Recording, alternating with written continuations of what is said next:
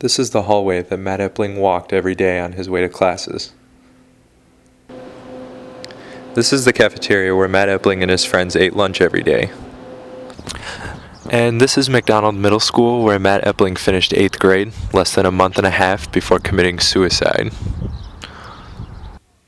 Now, almost 5 years after Matt's death, a government task force, led by his father, Kevin Epling, has placed legislation in front of the Michigan government about bullying policy in schools.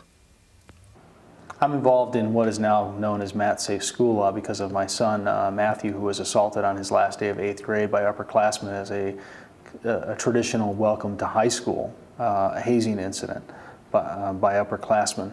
Unfortunately, this affected Matt more than anyone thought, and 40 days later, we lost Matt.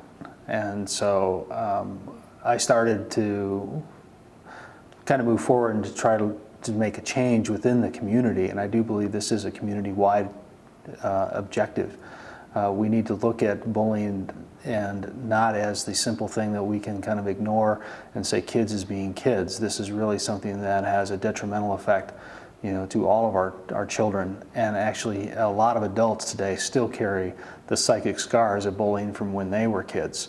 So we set forth to kind of reach out to schools first of what we can do, and we really found out schools really didn't have a handle on this issue, didn't know what to do in training and how implementation of programs. So the next step was, we said there really aren't any guidelines, so let's try to pass a law that for once would really require schools to have a policy on bullying, anti-bullying and anti-harassment. It's only right now it's suggested by the State Board of Education. Now, last year in September of 2006, they did pass a very comprehensive anti-bullying and harassment policy, which is a model that schools can actually use.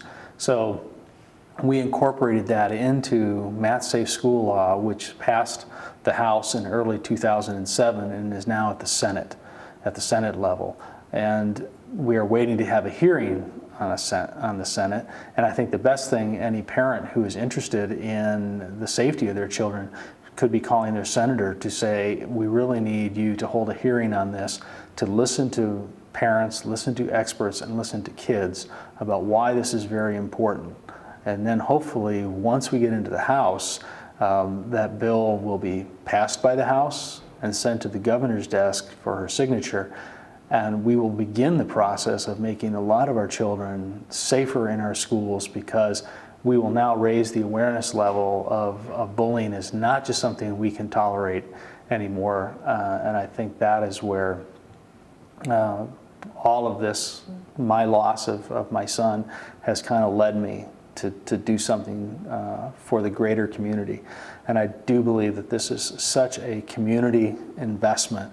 And that's why in 2003, I was a co-founder of East Lansing Safe Schools, Safe Communities, which basically brought schools, park and rec, teachers, parents, and police all together at the same table to look at this as a much larger issue, and so that everyone knew what each other's role was in the overall battle plan against bullying in our schools.